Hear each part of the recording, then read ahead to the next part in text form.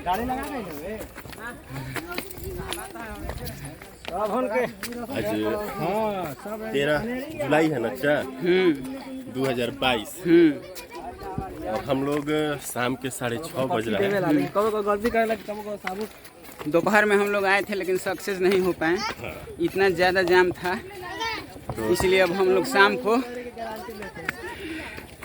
यहाँ पे आए हैं तो भीड़ कुछ कम हो गया है और हम लोग आराम से वो गीता घाट के बाबा आश्रम तक जा सकते हैं। देखिए अब भीड़ बिल्कुल ही कम हो चुकी है। सबसे पहले हम चाचा भतीजा की तरफ से आप लोग को बहुत बहुत वेलकम। हम लोगों का चैनल सब्सक्राइब करें, गुरुवानंद जी एंड मिस्टर गाँव वाला। मेरा चैनल है मिस्टर गाँव वाला और चाचा का चैनल है गुरुवानंद जी। तो आज बेसिकली गुरु पूर्णिमा है और हम लोग रोहतास जिला में आए हैं गीता घाट आश्रम। ये कौन पहाड़ी बोला जाता है चाचा? कैमूर पहाड़ी नहीं, ये कौन सा पहाड़ी है? गीता घाट। गीता घाट पहाड़ी कैमूरे पहाड़ी है ये सब। हाँ, इसी ये में तो कैमूर गीता घाट पहाड़ी आश्रम है। स्थित है। तो गीता घाट के बाबा यहाँ पे समाधि लिए हुए हाँ। थे। तो बहुत सालों से इच्छा थी। हाँ।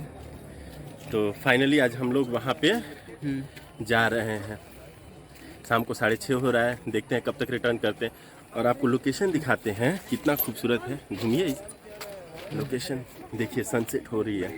रुक जाइए, सूरज दिखाइए, डूब रहा है इधर इधर। हाँ बस, ये सनसेट हो रहा है और आगे की चढ़ाई अभी बहुत लंबी है और इधर से हम लोग आ रहे हैं नीचे से।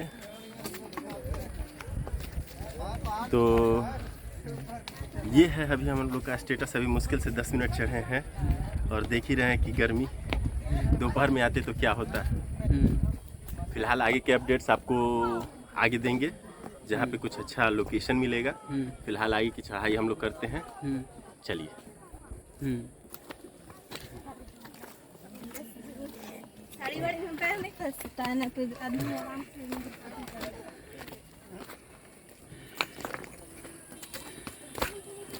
हम लोग जानते हैं दोपहर में आए थे लेकिन इतना भीड़ था, इतना ज़्यादा भीड़ था। माइक लगा लीजिए कि हम लोग सक्सेस नहीं हो पाए जाने में। तो चूँकि हम लोग नज़दीक के ही हैं, स्थानीय लोग, तो इसलिए हम लोग पुनः एक बार फिर शाम को हम लोग यहाँ पे हम लोग का है। चूँकि नहीं तो मेरे फॉर्म से ये लगभग 4 किलोमीटर की दूरी पे है ये लोकेशन। और हमारे गांव से जहाँ से चाचा है वहाँ से 2 किलोमीटर। तो अचानक से ये प्लान हो गया। थोड़ा ही दूर चल रहे हैं, लगभग से 20 मिनट। चूँकि यहाँ पे लोकेशन बहुत अच्छा है। थोड़ा सा बैंड कीजिए कैमरा ऊपर की तरफ। हाँ, ये देखिए, ये पहली पहाड़ी हम लोग चढ़े, वो दूसरी पहाड़ी है जो पीछे है।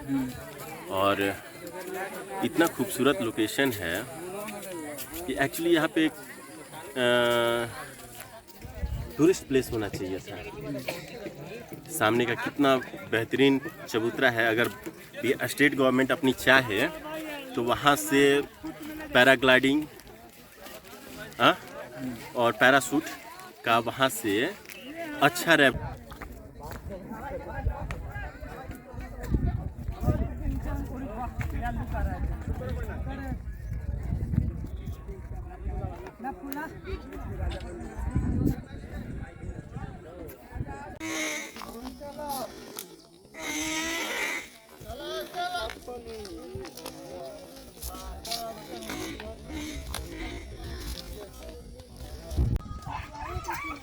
मेला का ये एक है फोटो खिंचवाने वाला सिस्टम।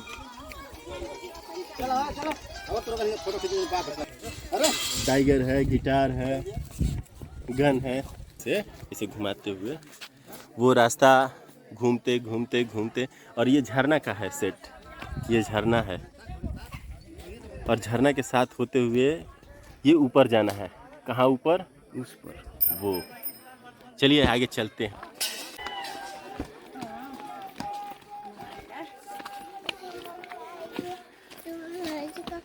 ये है बिल्कुल नैरो रास्ता। हाँ, ये है बिल्कुल नैरो रास्ता और कुछ नहीं तो हजारों आज श्रद्धालु इस रास्ते से होते हुए गीता घाट आश्रम लोग आए हैं।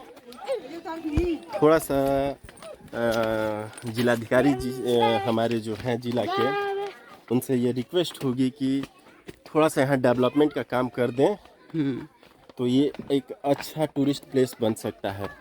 क्योंकि बगल में एक फॉल है जो बरसात के दिनों में बहुत खूबसूरत इसका लोकेशन बनता होगा, और अब डैम भी बन सकता है, बहुत बढ़िया डैम बन सकता है जो बिजली उत्पादन में भी काम आएगा।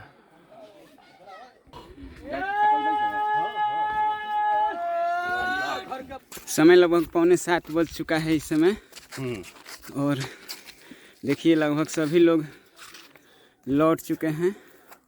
एक दुका आदमी हाँ आ जा रहे हैं। देखिए कितना खूबसूरत ये है। अभी हम लोग शाम के समय में बहुत खूबसूरत मॉर्निंग में होता होगा यहाँ पे लोकेशन, क्योंकि जस्ट हम इस पहाड़ी के अगेंस्ट अपोजिट साइड वेस्ट है, वेस्ट मतलब कि पश्चिम, जो कि सूरज डूब रहा है। दिखाइए तो एक बार सूरज देखिए कितना खूबसूरत डूब रहा है। और एक बार फिर मैं दोहराना चाहता हूँ कि हम लोग करीब 2 बजे के लगभग दोपहर में हम लोग आए थे, लेकिन इतना काफ़ी भीड़ होने के चलते हम लोग वापस चले गए थे। और ये देखिए अब सामने आए हैं तो बिल्कुल खाली खाली है, और हम लोग बाबा जो हैं जहाँ समाधि लिए हैं वहाँ हम लोग आराम से दर्शन भी कर सकते हैं और जाने में कोई दिक्कत भी नहीं होगी। हाँ, क्योंकि भीड़ रहता है हाँ, तो उस समय समस्या होती है। थोड़ा सा रास्ता कच्चा है, संकरा है, और देख ही रहे हैं दोनों तरफ दुकानें लगी हुई हैं। हाँ, तो इसमें थोड़ा सा प्रॉब्लम होता है आने जाने में।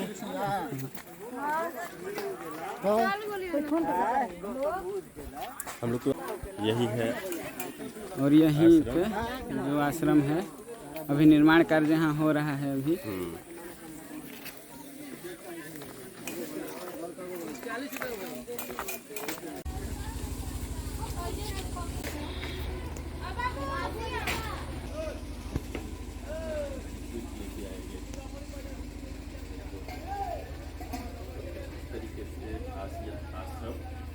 धीरे-धीरे विकसित हो रहा है। तो हम गीता घाट आश्रम में आए हैं और ज़्यादा जो जानकारी के लिए हम कह रहे थे बाबा के बारे में, तो यहाँ पे है हमारे बाबा रजवंशानंद। हाँ, रजवंशानंद जी जो यहाँ पे कार्यरत हैं। तो उनके बारे में बाबा, इनका नाम क्या था पूरा गीता घाट बाबा का? परमहंस योगी वर्य स्वामी शिवानंद जी तीर्थ अर्थात गीता घाट बाबा। हाँ, शिवानंद बाबा का पूरा नाम था शिवानंद जी। परमहंस योगी वर्य स्वामी शिवानंद जी तीर्थ गीता घाट बाबा। इनके बचपन का नाम बसंत कुमार। बसंत कुमार। और ये रहने वाले कहाँ के थे? माता का नाम निम्बोली देवी, पिताजी का नाम कल्याण प्रसाद शास्त्री। ये हरियाणा पंजाब क्षेत्र के थे। और इनकी जिंदगी की शुरुआत जो है, प्रारंभ में ये यहाँ पर ब्रिटिश सरकार की शासन थी, अंग्रेजी हुकूमत था। ये अंग्रेजी हुकूमत शासन काल में इनका जन्म जो है 1912 में है। जन्म जो है 1912 में है। और ये समयानुसार ब्रिटिश शासन काल में फोर्स में ज्वाइन हो गए, सरकारी हाँ, ब्रिटिश शासन काल में ज्वाइन हो गए। और समय के अनुसार अन्य कंट्री से, जर्मन से युद्ध छिड़ा, तो ये भारत की तरफ से ब्रिटिश शासन काल में गए थे लड़ने के लिए, हेड कमांडर के पद पर थे। तो उन्होंने जिसमें गोली चल रहा था दुश्मन की तरफ से, तो ये लिखे हैं कि हम लोग 2 साथी थे और दुश्मन की जब गोली आई तो मेरे साथी के सिर पे लग गया और मेरे साथी वहीं मर गए और हम वहीं बच गए। तो मेरे को ऐसा लगा कि जो जिनको जाना होगा वहीं जाएगा। कुछ समय के बाद ब्रिटिश शासन काल में ही वहाँ से भारत की भूमि में लौट आए, रिटायरमेंट हो गया, तो रावलपिंडी चले गए, जो कि आज पाकिस्तान में है। वहीं पर ज्वाइन हो गए और वहाँ से कुछ समय के बाद में बिहार प्रांत में जमशेदपुर आ गए। जमशेदपुर में कुछ दिनों तक रहे। इसके बाद में चले गए कलकत्ता। कलकत्ता में ही उनको वैराग्य उत्पन्न हुआ। अच्छा, वैराग्य कलकत्ता में मिला? कलकत्ता से ही वैराग्य उत्पन्न हुआ और इनके दिमाग में ही लग रहा था कि या तो सृष्टि का रहस्य मिल जाए, अर्थात प्राण ही निकल जाए, सिद्धांत हो जाए, ऐसी उनके अंदर भाव जगी। तो वहाँ से उसी उन्मादावस्था में चलते चलते चले आए वाराणसी राजघाट। वहाँ पर एक नाव ठीक किए, अपना जितना अटैची और सामान था सब जो है नाव में रख दिए और नाविक से बोले कि मेरे नाव को लेकर के चलो बीच गंगा में लेकर के चलो।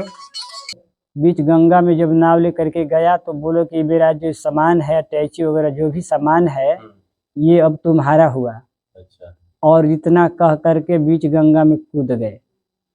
जब कूदे तो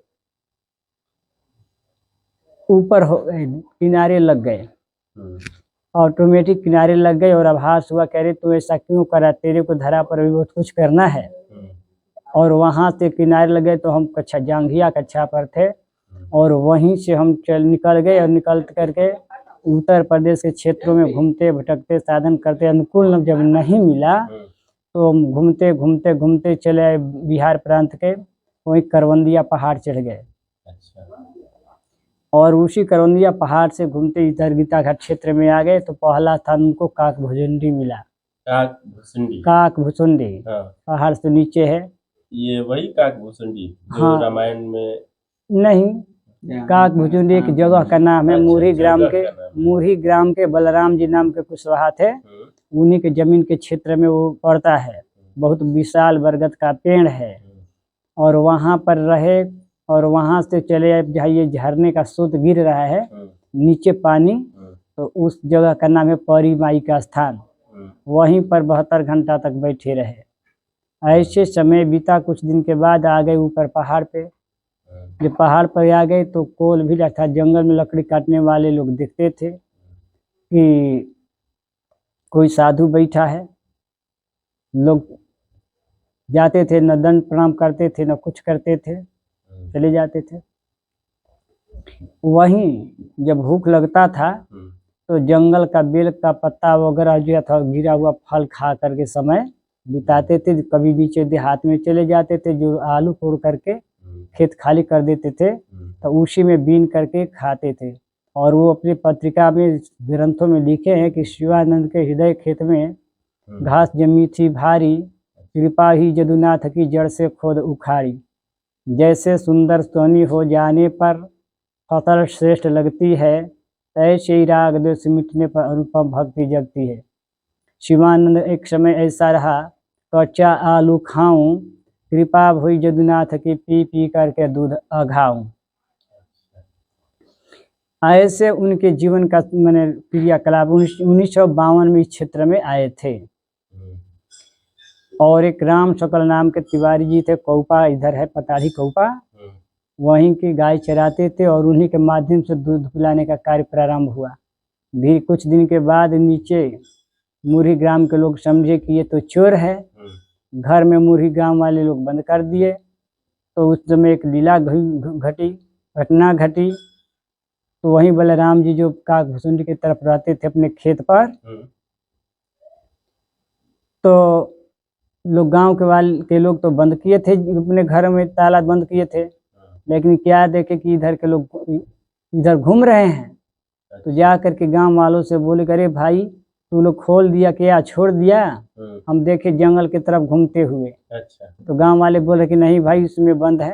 तो नहीं, हम घूमते देखे, जाकर खोला किवाड़ सब तो देखते हैं कि उसी में ऐसी लीला हुई। तो बोले कि देखो तुम लोग जो सोचते हो ऐसा मैं नहीं हूँ, मैं चोर तो अवश्य हूँ, लेकिन जो इस स्तर का चोर समझते हो मैं वो चोर नहीं है। ऐसे ही बाबा लिखे हैं कि चोर चोर सब चोर हैं, कोई राम चोर, कोई काम चोर, कोई बात चोर, कोई भात चोर, लेकिन चोर चोर सब चोर हैं। ऐसे उनकी जिंदगी बीती, धीरे धीरे लोगों का जन प्रचलन हुआ, जानकारी हुआ और इसी तरह से विख्यात हो गए। तो यहाँ पर इस जगह पर जहाँ हम लोग बैठे हैं, इस जगह का नाम था गदहिया घाट। और यहाँ पर जब वो साधना करने लगे तो उन्होंने अपने माध्यम से गीता का पाठ प्रारंभ कराया और इस जगह का नाम रख दिया गीता घाट। गदहिया घाट से क्या बन गया? गीता घाट। ऐसे ही समय के अनुसार संतों धीरे धीरे प्रचार प्रसार सब हुआ। हमारे महात्मा जन उनके पास आने लगे, भक्त जन आने लगे, प्रचार विधिवत हुई। समय बीतते गया और 1996 में अप्रैल महीना, तिथि एकादशी, दिन रविवार को संध्या 6:10 पर इनके शरीर का अंत हो गया। ऐसे इन्होंने अपने जीवन की लीला समाप्त कर ली। लेकिन अपने जीवन काल के ग्रंथों में लिखे हैं कि मैं था पलटू दादू दरिया, मैं ही दास कबीरा, शिवानंद का रूप बनाकर हरो मोह की पीरा। तो संतों का सभी रूप एक जैसा होता है, देखने में अलग लगता है, लेकिन समय अनुसार अनुभवावस्था में सब जो है एक होता है। ऐसे है ये गीता घाट बाबा की संक्षिप्त जीवनी। अच्छा बाबा, उनका हाथ का क्या कहानी दुश्मन है? की जो गोली आई, जैसे मन बतलाते हैं कि जब बम था, बम जो है उनके हाथों में से उड़ गया। अच्छा, उनके हाथ में और वहीं हाथ का उंगली जो छत विछत हो गया। यही सच्चाई है। लेकिन बहुत लोग कहते हैं कि ऐसे कट गया, वैसे कि नहीं, कहीं कुछ नहीं, उसी गोला से कट गया, बच तो गए, मरे तो नहीं, लेकिन उंगली जो है कट गया। अच्छा, एक और कहानी है कि बाबा को एक बार तक्षक काटा था 1972 में। तक्षक ने, उस समय हम लोग तो नहीं थे, लेकिन 1972 में तक्षक नाग काट दिया था। इसी पहाड़ी में जंगल में टहलते समय रात्रि में, इतना ही बड़ा होता है। और खड़ाऊं पर चल रहे थे, चलते चलते उनके उसी के सर्प के ही शरीर पर उनका पांव पड़ गया। तो सर्प की जाति जता तो उनका काट दिया। तो बोले कि ओ हो, ये तेरा दोष नहीं तो मेरी दोष है कि मैंने तेरे शरीर पर अपना पांव रख दिया। ठीक है। तो सर्प खड़ा रहा। 1 महीना उनके शरीर में जहर रहा और भक्त लोग मैंने सांत्वना के लिए एक दूसरे पर थाली लगा कर झाड़ फूंक करते थे, लेकिन जहर में कोई अंतर नहीं पड़ा। भक्तों की संतुष्टि के लिए कह दिया करते थे कि आराम सा है, लेकिन कोई जहर में परिवर्तन नहीं हुआ, शरीर काला पड़ गया था। तो ये उदास स्थिति वाले महापुरुषों की होती है कि अकाल मृत्यु हरण शब्द आता है, यानी उनकी जो स्थिति होती है, काल जो होता है उनके अधिकार में होता है, इच्छा मृत्यु बन जाती है। तो इतना भी सही स्तर पे काट दिया, बच गए, कुछ उनको हुआ नहीं। तो आज साधारण मनुष्य के बस की बात नहीं। वही तक्षक था जो राजा परीक्षित को काटा था। जी।